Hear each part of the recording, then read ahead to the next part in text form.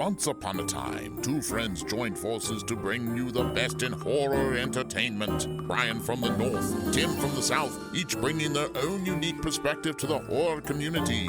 Movie reviews, Blu-ray releases, beer pairings, games, and more. Welcome to your new home for horror. This is Civil Gore. Hey there, everybody. Welcome to our March 2022 Discmemberment. I am your host, Tim. And this is Brian, and this one's a bigger one, but mostly don't have extras. There's some with a lot of extras, but most of them are pretty straightforward titles with minimal extras. So this will be an interesting month, I think. Yeah. We're going to try to breeze through these fairly quickly because we're having to record our regular episode late this week as well. So let's get right into it. Our releases for March 1st, only two this week, and the first one up is from our good buddies at RLJ Entertainment. Demonic from 2021. A young woman unleashes terrifying demons when supernatural forces at the root of a decades-old rift between mother and daughter are ruthlessly revealed. Yeah, the trailer looked decent on this one. I think I've heard some good things on it. Problem is this title is I think there's 5 other films called Demonic. Yeah, it's kind of a generic title.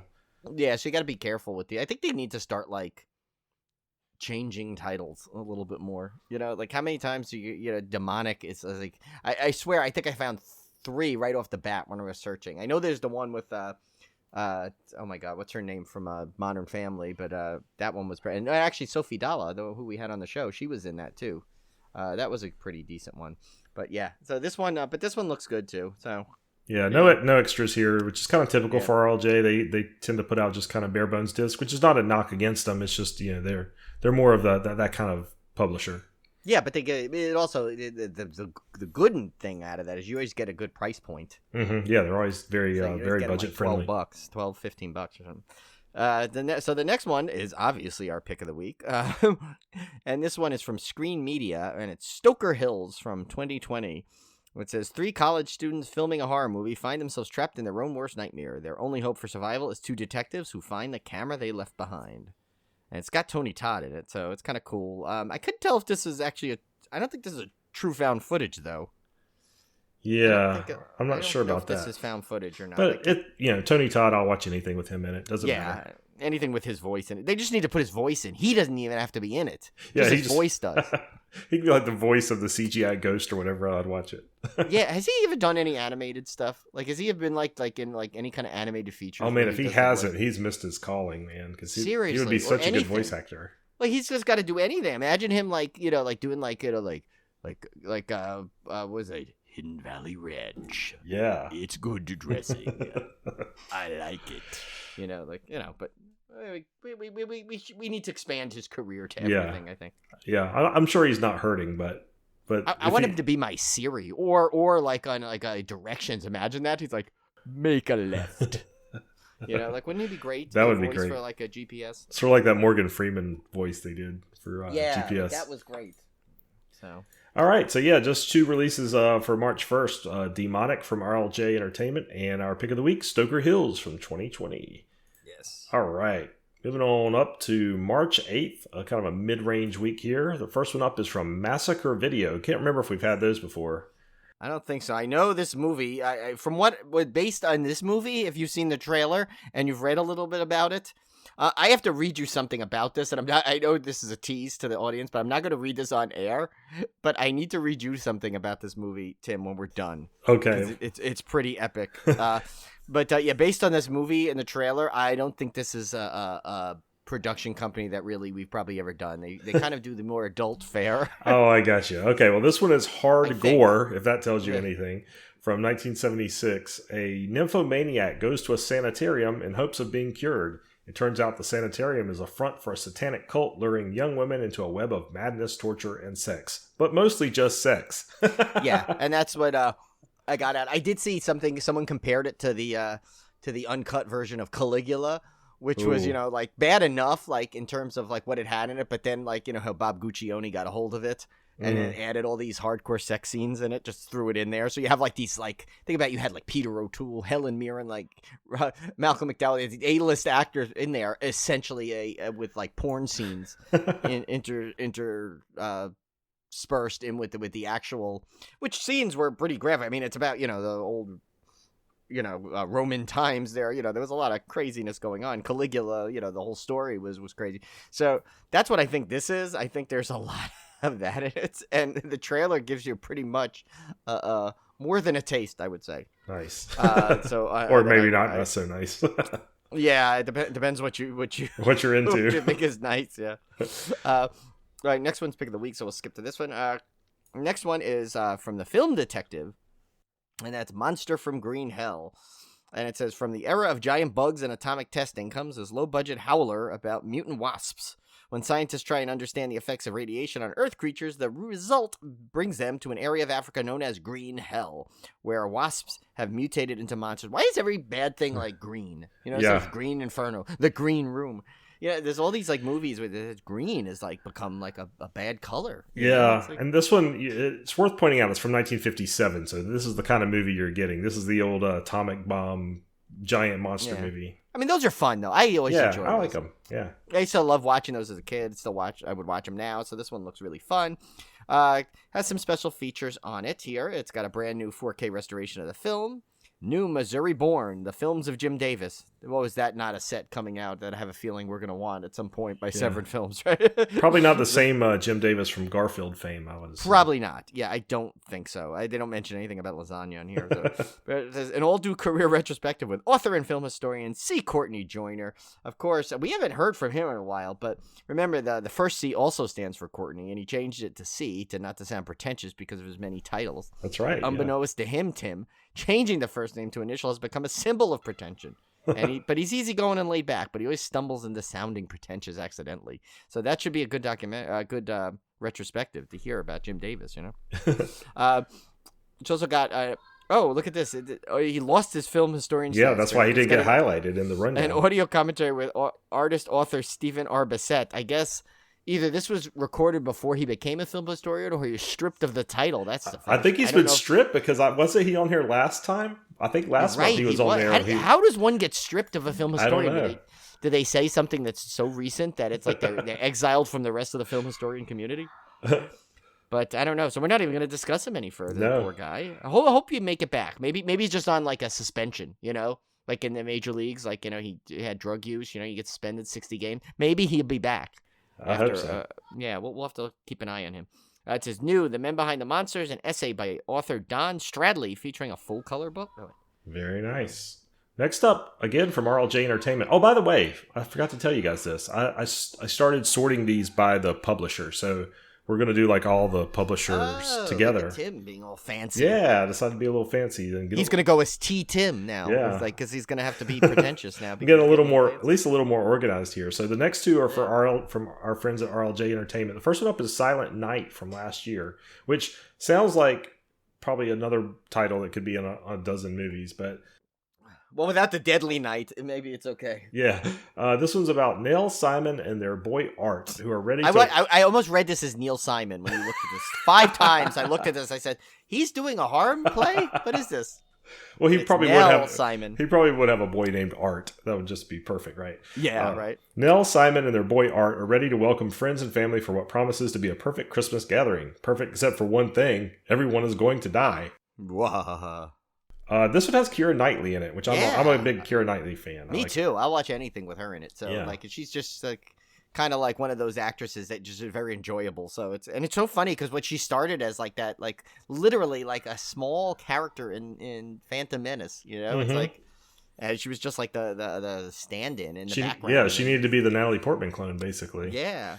And what's interesting is that she's doing a horror movie. I would never expect her. She does a lot of period pieces, a lot of romantic comedies. I don't think I've ever seen her in a horror movie. No, I'm very interested to see this. This should be good.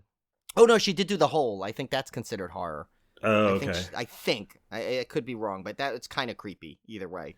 This one has deleted and extended scenes and alternate endings, which is pretty good for an RLJ title. So you get a couple extras there. Yeah, they're actually they're pretty.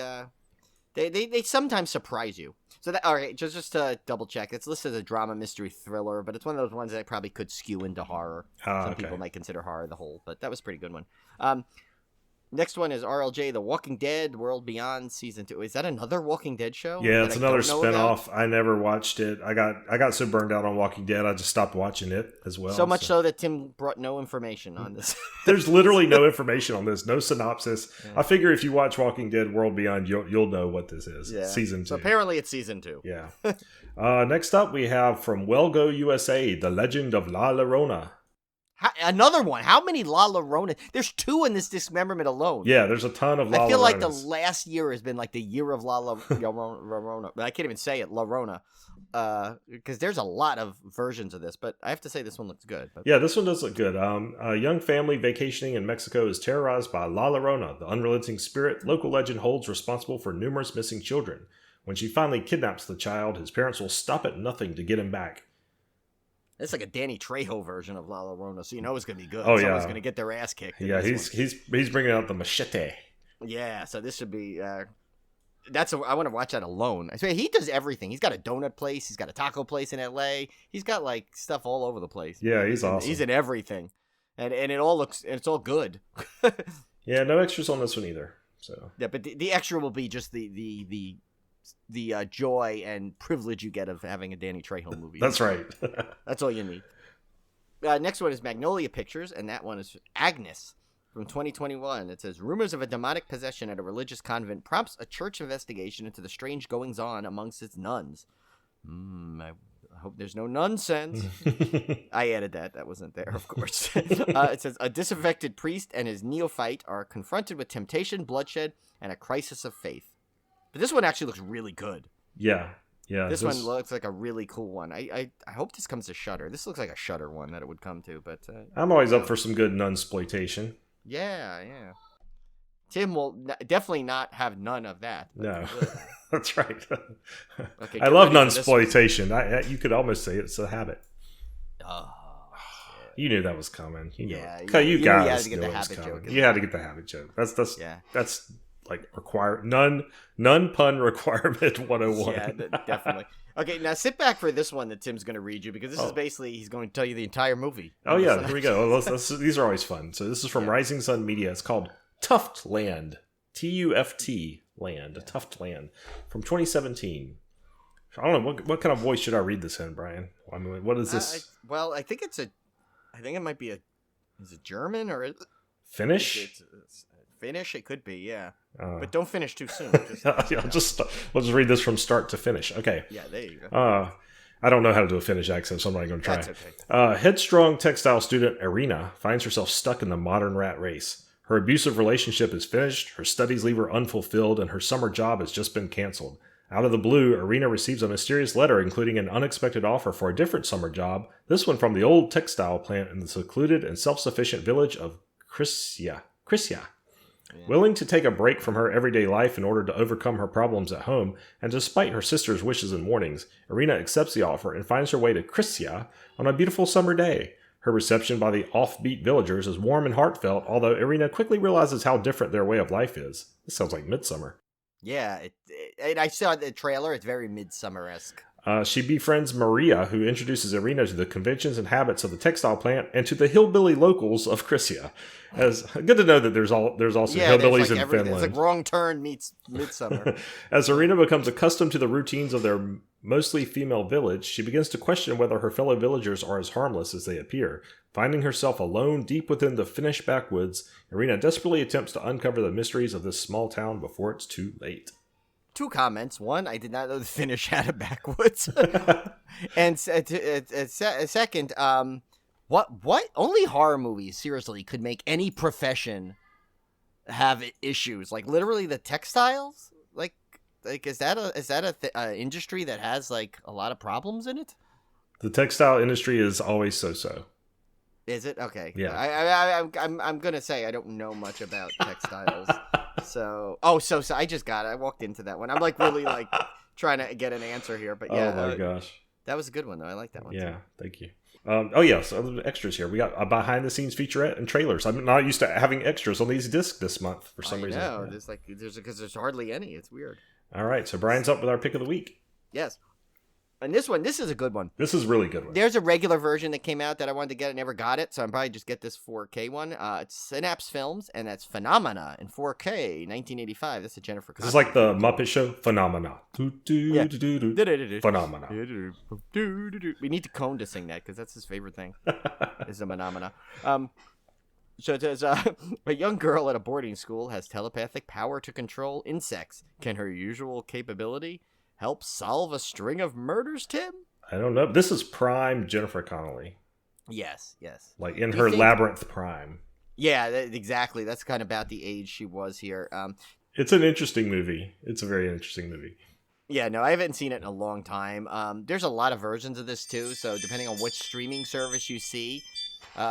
What's that in the background? Did you turn on Touchstone Pictures?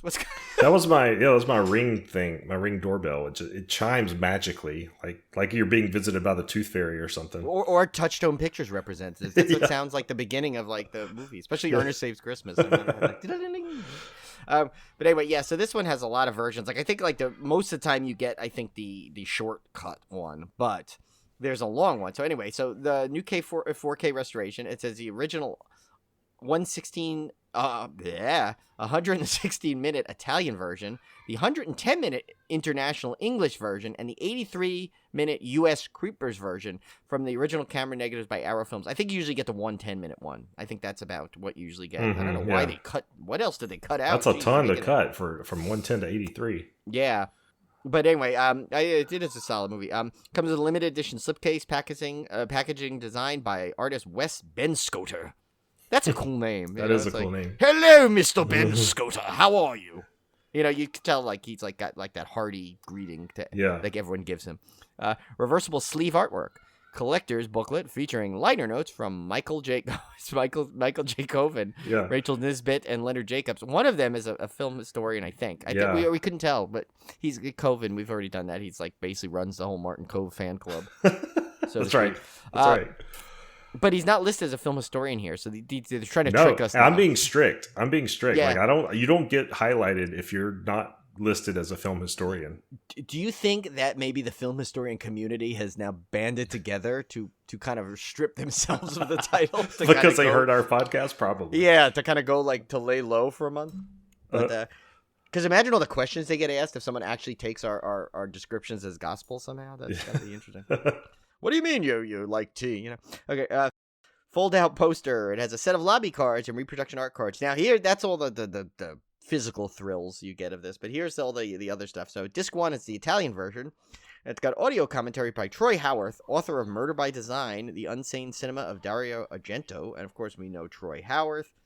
Which is, I kind of find it funny that... Oh, no, that's right. He's the posh Englishman. He's not the southern redneck. Because I was going to say, that's an odd person to do. But yeah, no, of course, he's the posh Englishman. And when he teams up with Nathaniel Thompson, they're the Statler and Waldorf. But if they get Bruce Holcheck in there, they're the Stygian witches. So. Which always cracks me up. Flies and Maggots, a feature-length 2017 documentary produced for Arrow Films, including interviews with co-writer, producer, director Dario Argento, actors Fiore Argento, David Murata, Daria Nicolodi, and Fiorenza Tessari. Co-writer Franco Ferrini, cinematographer, basically everyone in the world of Italian cinema is on this. Cinematographer Romano Albani, production manager Angelo Iacono, special optical effects artist Luigi Cosi, special makeup effects artist Sergio Stivoletti, makeup artist this guy's just a makeup artist. The other guy was special makeup artist. Pierre is just not there yet. He's just the regular makeup artist. Pier Antonio Micacci, underwater camera operator Gio Lorenzo Battaglia, and composers Claudio Simonetti and Simon Boswell. Literally everyone that's ever worked on a film for Italian cinema is included in this documentary. It's half the population of Rome, I think. It really, seriously. It's got an archival interview with Andy Sex Gang. What? Andy Sex Gang musician Simon Boswell. So he gets a much better representation in that little interview than he did in the group thing there. Original Italian and international theatrical trailers. Jennifer music video directed by Dario Argento. Japanese press book gallery. And then on disc 2, you get audio commentary on the international version by Argento scholar and author Derek Botello, but he doesn't get anything, and film historian, journalist, and radio, television commentator our good friend David Del Valle, who looks and sounds like Frankie Avalon, and he did all those Beach Boy Station movies. Got his V-neck and a Hasselhoff chest hair. He's got it all. He's living his beach bingo life, and he's just great. And you can see him actually to see how off we were on him if you have the full moon. Yeah. Although he's still one of website. my favorite original film historians. Oh, he did. Yeah, he's got I think we need to do like some kind of film historian hall of fame. Yeah, he would definitely be on up there. Yeah, he's been in there. He'd be like one of those like first ballot entries. Yeah. So that was our pick of the week. Yeah. Oh, we had a couple more extras there. Oh my God, you're right. Sorry, the three sarcophagi. Sarcophagi? Is that it? Sarcophagi? Yeah. Oh yeah, like a sarcophagus. Yeah. Okay, sarcophagi. A visual essay by now I'm cracking myself up here. A visual essay by Arrow producer Michael Mackenzie. Comparing the different cuts of phenomena. Oh, there you go. There's our answer. Remember, we wanted to know what was cut. So they showed we have the answer. Look at that. They shoved it right in our face. Michael Mackenzie, a good Irish boy. Yeah. What a great job. I always think of like Charlie Mackenzie from Sorry Marionette's Murder when I see Mackenzie. It's got the U.S. theatrical. Okay, I'm on all cylinders today. U.S. theatrical trailer and U.S. radio spots. All right, so let's recap the week of March 8th. We had Hard Gore from 1976, Monster from Green Hell 1957, Silent Night from last year 2021, Walking Dead World Beyond Season 2, The Legend of La Llorona from 2022, Agnes from 2021, Toughland from 2017, and our pick of the week, Phenomena 4K from 1985. That's a great pick of the week. All right. Moving on to March 15th, another short week, only 3 releases. First one up, another one from RLJ Entertainment, The Boy Behind the Door from 2020. After Bobby and his best friend Kevin are kidnapped and taken to a strange house in the middle of nowhere, Bobby manages to escape. But as he starts to make a break for it, he hears Kevin's screams for help and realizes he can't leave his friend behind. This one looks okay. I've watched the trailer for this does. one. Yeah, it does look pretty good. You know, I find it funny, too, with these places they say in the middle of nowhere. It's actually, shouldn't it be in the middle of somewhere? Everything's in the middle of somewhere. Yeah, it's got to be somewhere. But nowhere sounds more mysterious. This one has the Boy Behind the Door music video and bloopers. And RLJ's kind of branching out into the extras now. I know. And bloopers of all ones they do. They're trying to go easy, right? They're trying to go, like, do the old Burt Reynolds, Dom DeLuise, like, method. Next one is Shout Factory. Oh, so here's a good one, of course, with Nightmare from 1964. And this would have been the pick of the week if the pick of the week that we did pick didn't exist. Yeah. Doesn't that sound like a tongue twister? Yeah. Pick of the week of the pick of the pick. Yeah. Nightmare 64. It says, Janet is a young student at a private school. Her nights are troubled by horrible dreams in which she sees her mother, who in fact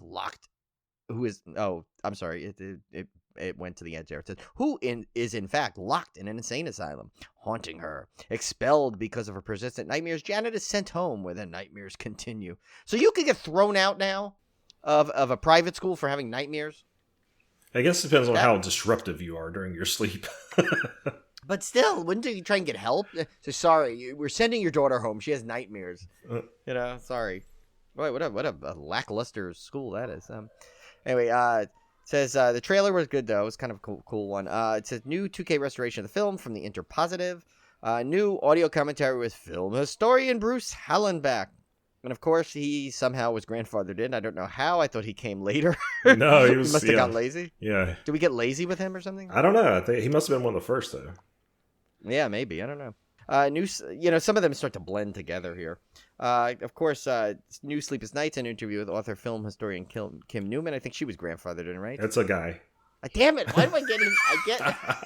That's right. It's Kat Ellinger. I get mixed up. Oh, so he might have had something. We need to make a new feature called Kim and Kat Stay Alive. Oh my god.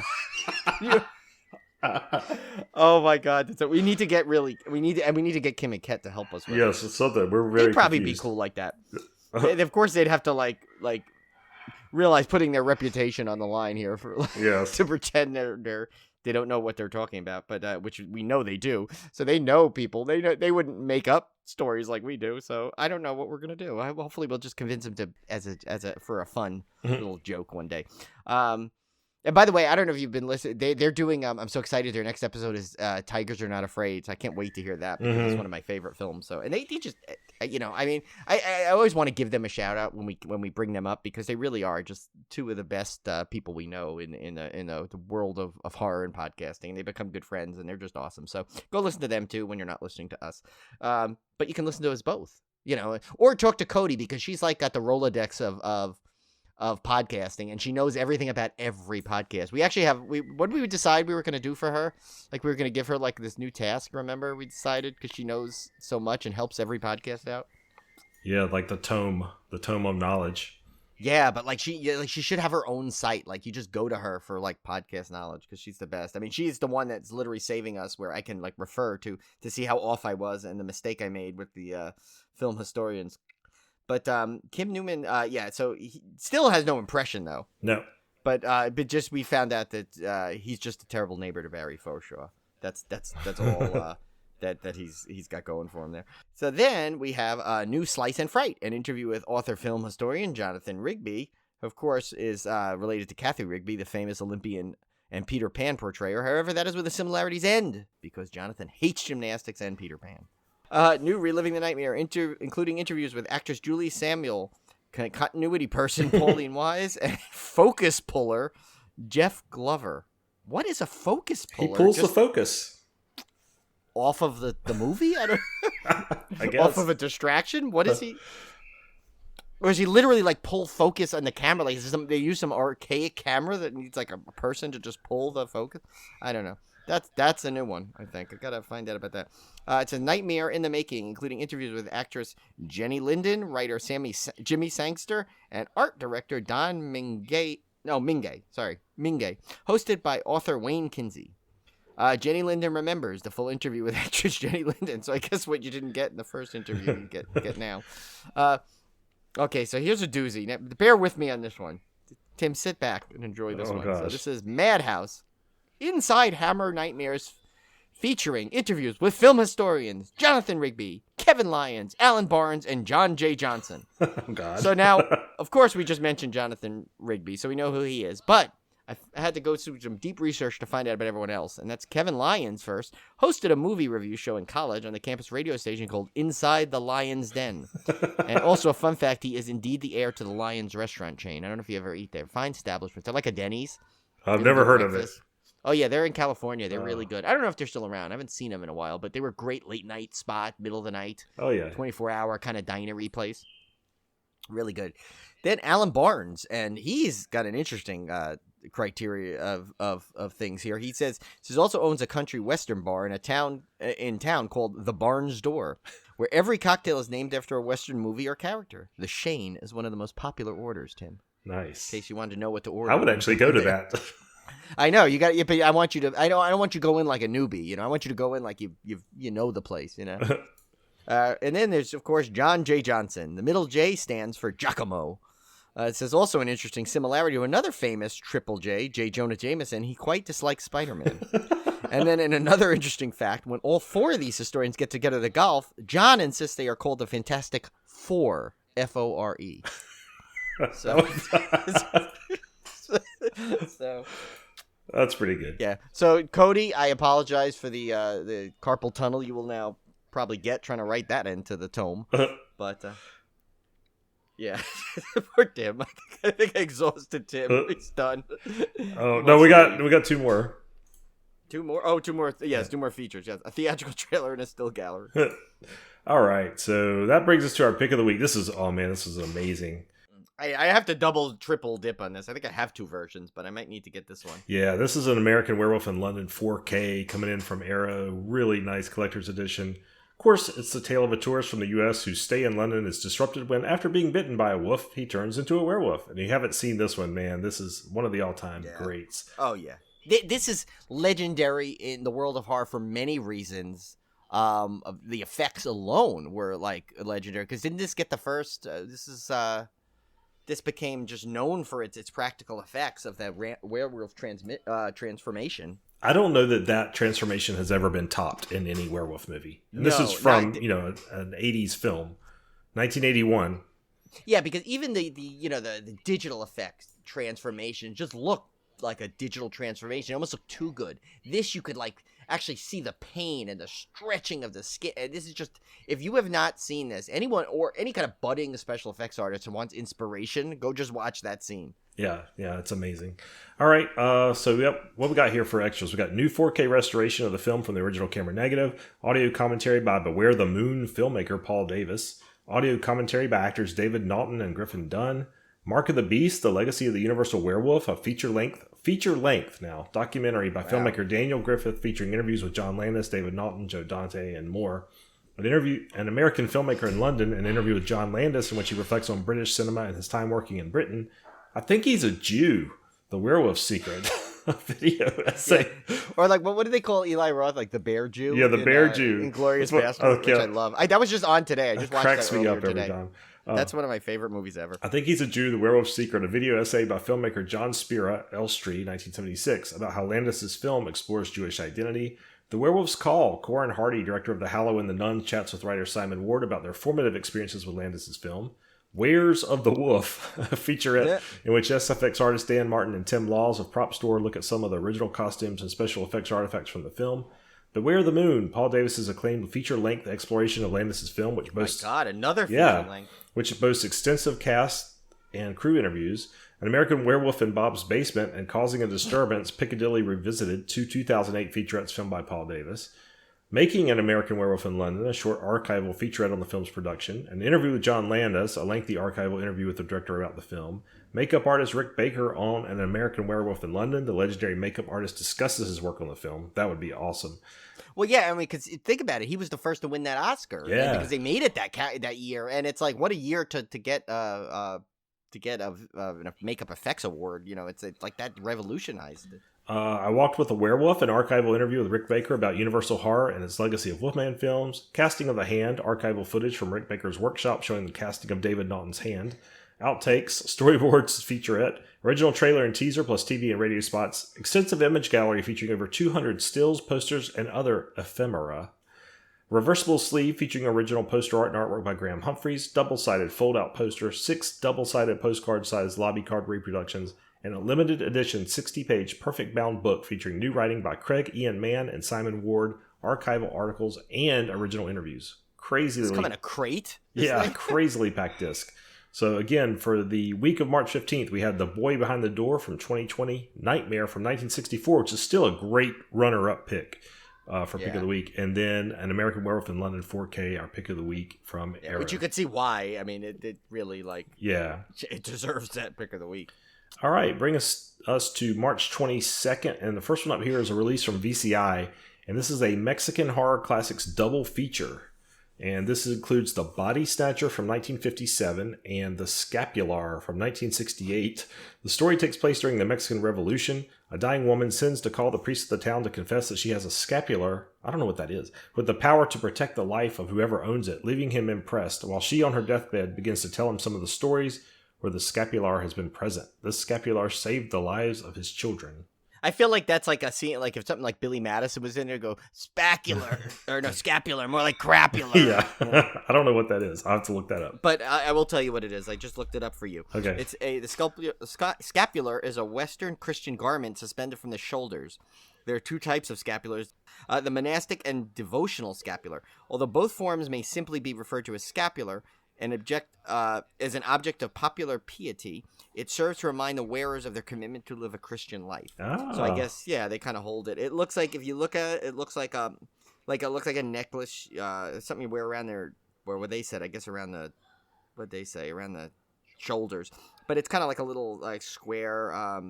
In these, the images I see, it looks like it was sewn actually.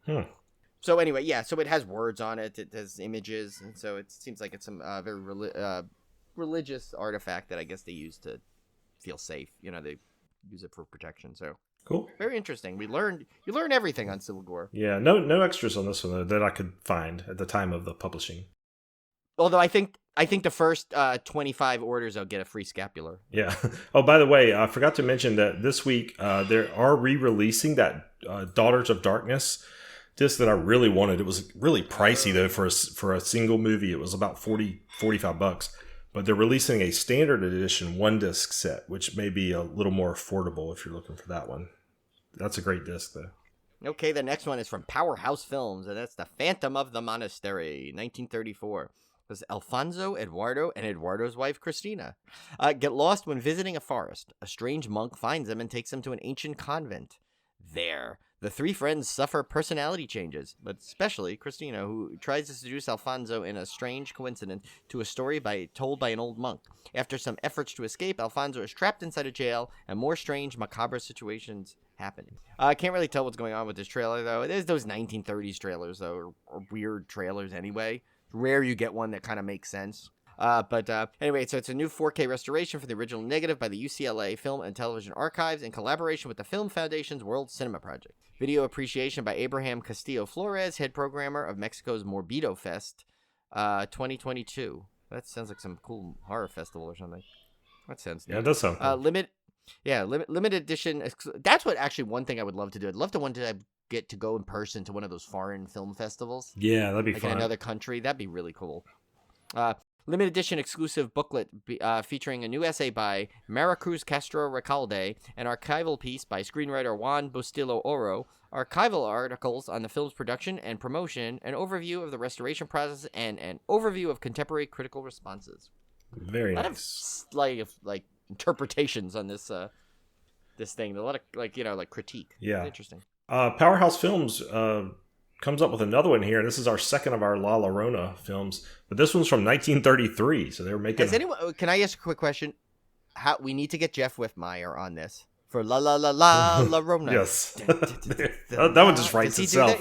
That one writes itself. Does he do that? I gotta text him after this. Jeff, if you're listening to this, get on it. But if not, I'm gonna text you, so you might get the text first.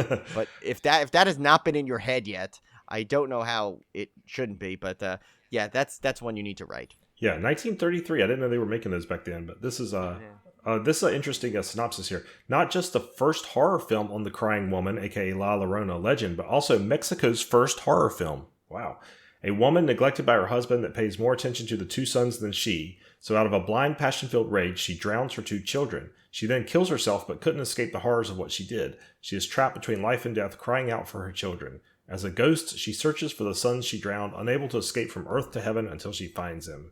And this one just did not have a trailer, but you can find the full film if you look for it.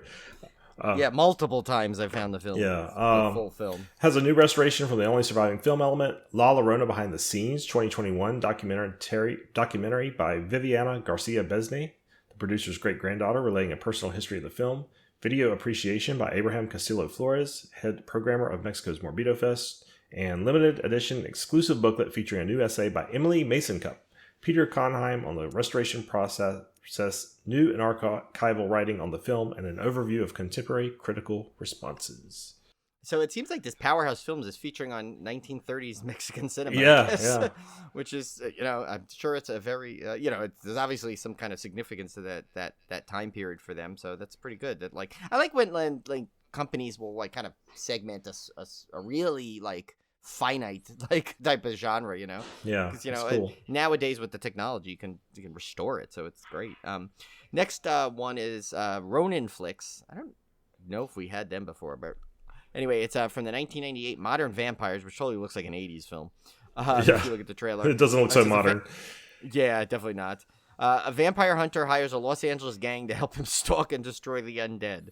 A new 2K master struck from the director's personal film print. New interview with director Richard Elfman. No, I don't know if there's relation to Danny, but this is Richard Elfman.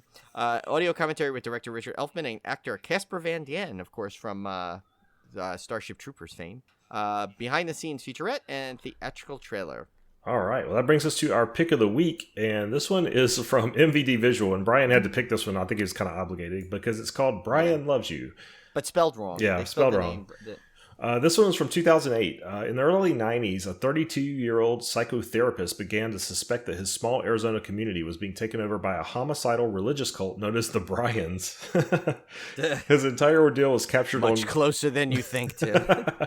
His entire ordeal was captured on camcorder footage and security tapes. This is what was recovered.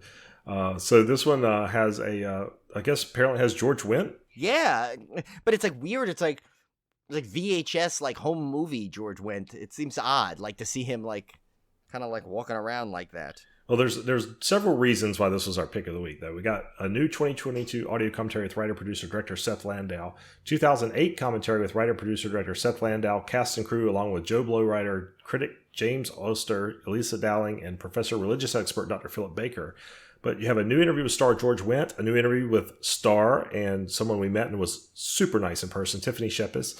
Oh, yes. New interview with star Daniel Roebuck, and new interview with someone we featured last week, star Brink Stevens, and a 2022 theatrical trailer. So, by the way, I have a joke for you, Tim. Okay. Where did Norm go? Wherever George went. Okay. A little Cheers joke for you. Yeah, just in case. Joke to tell at the bar. To wrap this up for March 22nd, we had the Mexican Horror Classics double feature. That was The Body Snatcher and The Scapular. The Phantom of the Monastery from 34, La Llorona from 1933, Modern Vampires from 1998, and our pick of the week, Brian Loves You from 2008. I feel like if I have to say it, like, did you watch that The Eyes of Tammy Faye yet with Jessica Chastain? No, I mean, I've seen the Andrew trailers. Garfield. Yeah, you got to watch it. It's actually really good. But Andrew Garfield plays, Jessica Chastain's gonna get all the accolades, but also Andrew Garfield is so great as Jim Baker. He's like God loves you. So I feel like I have to say Brian loves you. I said something like that to Obi the other day. Julie says, "Why do you sound like Jim Baker in that movie?" That's great. Because I said something like, "Oh, Daddy loves you, Obi," and she's like, so she called me out on it. Because I said, "I don't know, you got the movie on all the time." I want to watch that. It jumped into my subconscious. Yeah, no, Jessica. Once again, we said this before. Jessica Chastain just can unlike not everyone can do this, but she just gets whatever role she goes into. She becomes that role so well that you almost forget it's who it is playing it. Yeah, I love actors that can do that. Yeah, and I mean, we just love Jessica Chastain anyway, and this is just good, and she sings in it. I mean, really, it's actually pretty really well done movie though. All right, well that brings us to our final week. Yeah, we had a long 5-week month here, March 29th, and the first one up is from Lionsgate. This is one I actually almost watched this weekend. Do you want to say that the reprint there, the reprint of the? Oh yeah, good call. So we do have a reissue this week, Phantom of the Mall, Eric's Revenge, and again, this is a standard edition. They released a double disc edition a little ways back. So if you want to just get the single disc edition, that's a good one, classic 80s. So yeah, this one, the next one up here from Lionsgate is one we almost watched, but I think we chose to watch something. I think this was the weekend we decided to watch Resident Evil, but. This is the Requin, the Alicia Silverstone vehicle from this year. This looks actually way better than I thought it was going to be. Even did you see the trailer for this? Yeah, and Colors of the Dark talked about it a little bit, and he actually liked it quite a bit. So yeah. A couple on a romantic getaway find themselves stranded at sea when a tropical storm sweeps away their villa. In order to survive, they are forced to fight the elements while sharks circle below. So yeah, just to let you know what that is like in the trip, those things everyone sees that thing. I think it's from Maldives. Those little that one resort that they constantly show where it's looks like it's like a big long boardwalk and there's little hotel rooms or right on the water, literally, mm-hmm. where you kind of like in that movie A Couple's Retreat. Yeah, that's what they're in, and it gets separated and out and floats out to sea through the storm. So imagine you're in this this kind of little mini villa that's this luxurious little villa on the water that is pure paradise, and then that whole thing gets swept out into the middle of the ocean. Yeah, I definitely want to see really this cool plot point, because now it kind of gives me second guessing to booking my Maldives trip. But this one has an audio commentary with writer-director Levan Kiet and Making the Requin featurette. Yeah, so Alicia Silverstone is she's done kind of reinvented herself in horror, because remember she was great in that little small section she was in The Lodge. She played the mother that committed suicide. Well, spoiler alert, sorry guys. This is a very brief role in the beginning, but yeah, and now she's in the Requin, so maybe she's got a second wind here in her career where she's going to be doing some good horror stuff. She did a little bit of thriller stuff back in the day when she was younger, because remember she did The Crush or whatever. Yeah, The Crush. Yeah, no, and I saw that in the theater actually. Yeah. Funny. All right. Okay, so we got the next one, I think, is what? Oh, Severin Films. Here we go. House on the Edge of the Park. It says 2 low-life punks invite themselves to a party at a posh villa, and after being taunted by their snobbish hosts, hold everyone hostage and subject them to various torture and mayhem. It's got real funky music in this trailer. I can't really quite tell why that music they chose. But anyway, it's Disc 1 has a new 4K restoration of the fully uncut version of the film from the 35mm camera negative. Audio commentary by Bruce Holochek, but he's not a film historian there. Or was he ever? I can't remember. There's too many that sound like him. Cinema Arcana and Art Ettinger, Ultraviolent. Says A Man Who Loved Women, an interview with director Ruggero Deodato, of course, from Cannibal Holocaust fame. So you know this is a Joe Bob one. Mm-hmm. Everybody likes this one. Lights On, interview with cinematographer Sergio De Uffizi. Like a Prairie Dog, interview with actor Giovanni Lombardo Radice. External Beauty and Internal Ugliness, archival interview with David Hess. House Sweet House, an interview with set designer Antonello Geleng, and a poster lobby card gallery. And then Disc 2 has Deodato Holocaust, feature-length documentary by Felipe M. Guerra that explores the film-by-film triumphs, tragedies, and controversies of Ruggero Deodato. That'd probably be actually a really good documentary. Yeah, I would like to see that. Deleted Scenes trailer, and it's got a Disc 3, actually, which is a CD soundtrack, music composed and conducted by Riz Ortolani. And remember, that was one of the things everyone used to say about Cannibal Holocaust. It had such great music. It does. It really did. That really has no bearing being in that movie. That's like my favorite part of Cannibal Holocaust is the music. Yeah. Jeff Whitmire and I were discussing that the other day. I think about that how nice the tune is. Yeah. Severn's got quite a few releases this week. Next one up is The Forbidden Door from 2009. As a successful young sculptor increasingly loses his grip on sanity, he imagines his wife, friends, and family are all conspiring against him, begins filling his best-selling works with unspeakable human matter, becomes obsessed with brutal hidden camera abuse videos, and inches inescapably closer towards the most horrific final act of all. It sounds like the Terrorize movie we saw. Remember? Where they were doing all those Oh yeah, you're right. Yeah, bad stuff. Yeah. This one has an audio commentary with director Joko Anwar, opening the door interview with Joko Anwar, deleted and extended scenes with optional commentary by Joko Anwar, behind the scenes featurette, hero sace footage. I don't know not sure what that is. Poster and still gallery and trailers. Next one again, of course, is from Severin Films, and this is Ballad in Blood. It says it's the day after Halloween. Jacopo and Duke wake up in the apartment of 2 girls, Lenka, the Czech Republic, and Elizabeth, English, both in Italy, thanks to the Erasmus Project.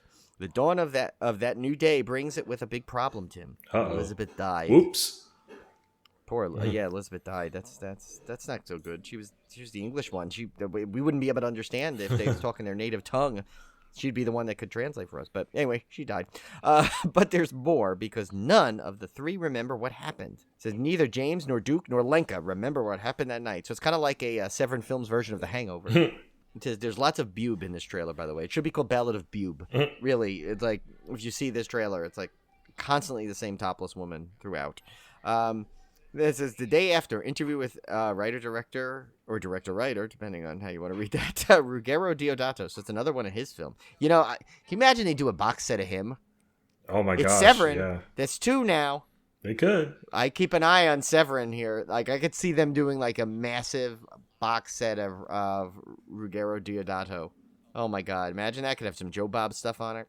Midnight Mass Hysteria, interview with Nina Burleigh, author of New York Times bestseller, The Fatal Gift of Beauty, The Trials of Amanda Knox. That's an interesting feature there. Happen in Perugia, interview with film historian Fabio Malelli. Of course you remember him, right? He was originally unable to give his backstory because he's still recovering from a bird hitting him in the face.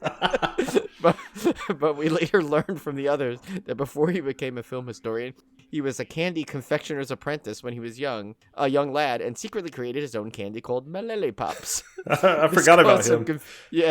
This caused confusion when he was trying to ask people if they wanted to try them. Because remember, he'd go, "Would you like my lollipops?" And you're like, "You're what?" "My lollipop."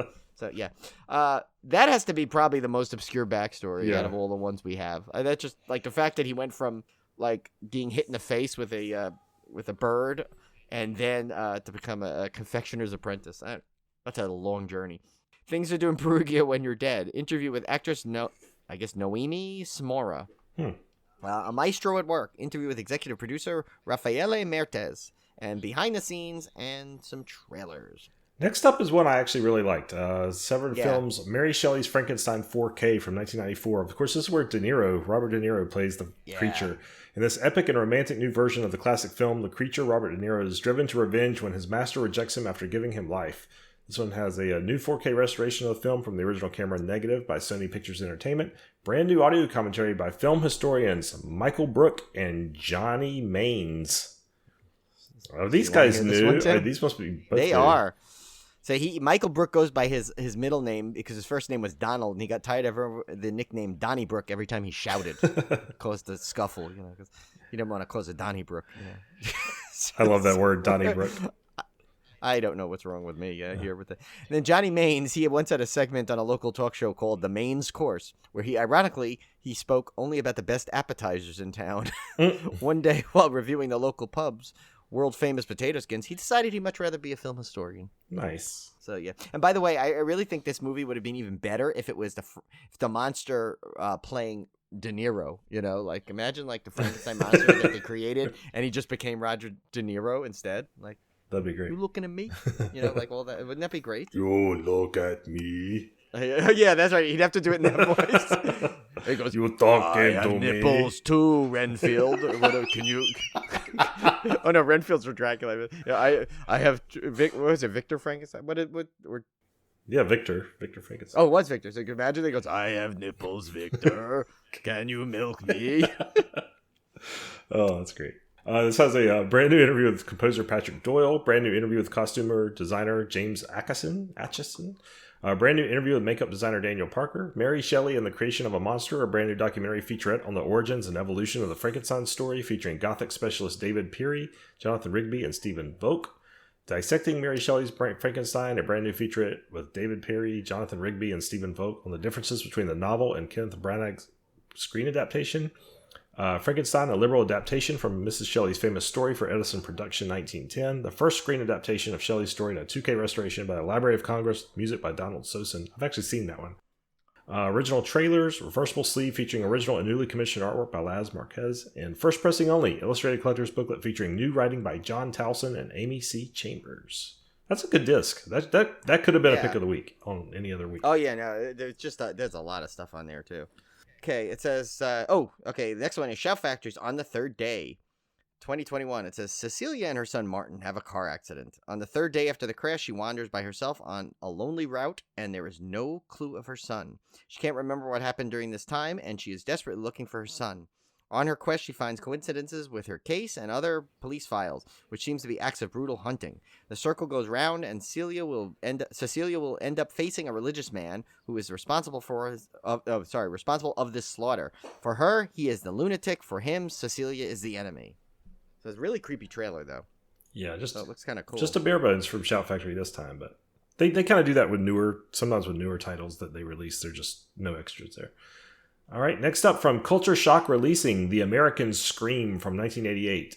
I actually want to see this one. A family wins a free vacation to a mountain resort where the town is strange and its residents downright odd. The kids soon find themselves in deep trouble and have to do a bit of literal growing up in order to survive. And I couldn't find a trailer for this one, but the premise kind of intrigues me. It has an introduction to the film from director Mitchell Linden, feature-length commentary with director Mitchell Linden and star Kevin Kay, restored promotional teaser used for foreign film markets, real collections with Edward Beasley podcast episode The Making of the American Scream, and Culture Shock releasing trailers. Do you think Kevin Kay is like, remember that Adam Sandler, "You're not Kevin Kline"? That's always my favorite thing. I always have to shout that when someone says like Kevin Kline, or obviously something close to Kevin Kline. This is a new one, Gunpowder and Sky, right? Yeah, I haven't heard of them before. I didn't know they released it, but I wasn't wanting to get this movie because I don't know if it was. I think it was released before, but I don't know what it was released under. But this is the one Tara Ansley, the one of the heads of Fangoria now, produced this movie. This is Tragedy Girls from 2017. Kim and Kat did a great episode, I believe, on this one too. It says a twist on the slasher genre following two death-obsessed teenage girls who use their online show about real-life tragedies to send their small Midwestern town into a frenzy and cement their legacy as modern horror legends. That's another one for us, Tim, that we like, the into a frenzy. Mm-hmm, yeah. One of those buzz phrases that we like. I definitely have to see this one again. I haven't seen it in a while since it first kind of came out. It says new interview with director and co-writer Tyler McIntyre, recorded in 2021. New interview with co-writer Chris Lee Hill, recorded in 2021. Never before seen behind-the-scene footage. Commentary with director Tyler McIntyre and co-writer Chris Lee Hill. New commentary with authors and academics. Whoa. That's Kat Ellinger's like got lots of balls in the air here. Like she's got like a ton of different job titles here. Academics: Kat Ellinger, Lindsay Hallam, and Miranda Cochran. It says a Q&A at Screamfest. Red carpet interview Screamfest. I guess it's at Screamfest. The behind the scenes cheerleaders, hottie deaths, and cars. I feel like that's like a weird like a TV show in the making, right? Behind the scenes of Tragedy Girl's most gruesome death, movie magic, raw footage, and finished versus the finished sequences. Conversations with director Tyler McIntyre. Green band trailer, red band trailer, storyboards for 8 sequences, gallery of costume and mask sketches, and a gallery of behind the scenes SFX stills. All right. Next up from Code Red, we have Screams of a Winter Night from 1979. If you recall, I watched this one and kind of gave it a pretty negative review. 10 college students go camping. When they get there, they tell scary stories to each other. It's an anthology. Is this on Shudder, right? I think it's on Shudder, and it's not great. Previously remastered in 2K director's cut of the film, original theatrical cut, interview with star Gil Glasgow, theatrical trailer, and a limited edition O-card slipcase. So check that one out. Maybe if you see the interview with star Gil Glasgow, Tim, you'll get more appreciation to the film. Yeah, that's a hard pass. Pass. Okay. Next, the final one before the pick of the week is Vinegar Syndrome's Beware, Children at Play, 1989. Of course, a trauma film there. It says, after several children have gone missing, a writer and a cop decide to get to the bottom of the problem once and for all, as they find more and more leads as they discover that their children are being brainwashed into zombified cannibal killers by a disturbed teen. It says got a brand new 2K restoration from the original camera negative, brand new commentary track with director Mick Cribben, Why I Don't Have Children, an extended making of documentary featuring interviews with the cast and crew, brand new interview with Mick Cribben. I love that. I feel like name. that's a McDonald's sandwich somewhere in the making. It's like, have you had the new McCribbin yet? It's like, it's like almost like McRib. Oh, I gotta tell. We should tell Xanthi about that. She gets the joke too, because she likes McRibs. An archival interview with Mick Cribben and reversible cover artwork. So funny how I'm like saying to myself, why does that sound so much like a McDonald's? Because literally it's McRib almost with an N yes. at the end of it.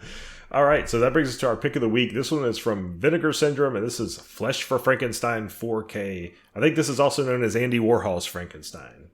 1973, a maverick filmmaker, Paul Morrissey's Flesh for Frankenstein reevaluates the horror film, infusing it with satiric wit and sexuality. Morrissey's tale of the mad Baron Frankenstein and his perverse creative urges. I've actually never seen this one. I kind of picked it as pick of the week blindly because of the great trailers and Vinegar Syndrome's reputation here. New 4K restoration of the film from the original 35mm camera negative. 3 viewing options. This is another reason I picked it. Yeah. Digital 3D, Blu-ray only, requires a 3D capable TV and player. Anaglyph 3D, Blu-ray only, works on all TVs with included 3D glasses and regular flat 2D. You don't hardly see the Anaglyph 3D released much anymore, so that's cool. I think I might have seen this in an art theater in 3D once. Wow, that's cool. I want to say I saw this in California. They had an art theater that did a lot of 3D stuff every once in a while. I think I might have seen this in the Dracula version. The Andy Warhol Dracula, I think, was in 3D too. Cool. If I'm not mistaken. But I believe this one was in. I think I saw this in 3D. I have to check with my friend Paul because I would have saw it with him for sure. So I need to check. Has an audio commentary with film historians and authors Sam Deegan, Heather Drain, and Kat Ellinger. We know 2 of those. Yeah, no, we know actually all 3. Oh, we do. I don't remember. Heather Sam Drain. Deegan. That was the one we thought one of our gender swaps, accidentally, kind of thing. The second M stands for mime. Oh yeah, that's right. Yep. And she does the movie representation by the glass box, but then she introduces herself. She always says, "Hi, nice to meet you. I'm Sam with 2 M's," and holds up 2 fingers to illustrate.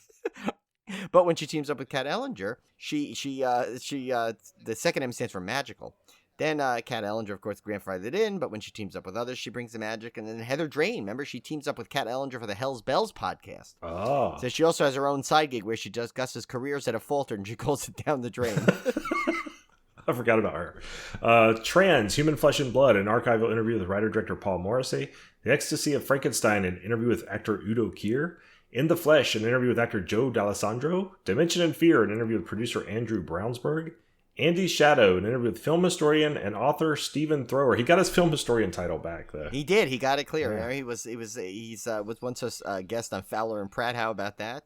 But because of his catchy last name, remember, they thought he was a pitcher. Yeah. But he did not well. He was an 8.74 ERA in his first 2 seasons of college baseball. Therefore, but he now became a great film historian for us. I'm glad he's back, yeah. Yeah. Building the World of Frankenstein, an interview with art director Gianni Giovagnoni.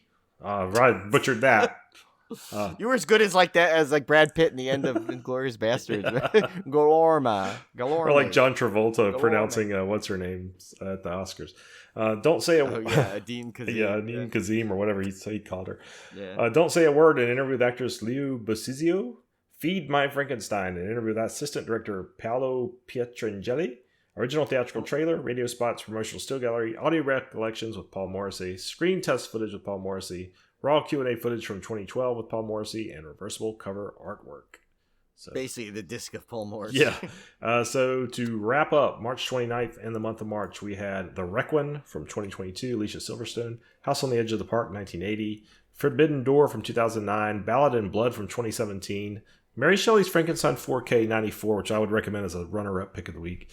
On the Third Day, 2021, The American Scream from 88, Tragedy Girls from 2017, Screams of a Winter Night from 1979, Beware, Children at Play from 89, and in our pick of the week, Vinegar Syndrome's release of Flesh for Frankenstein 4K with great 3D versions included, including Anaglyph 3D, which is super cool to have this in this day and age.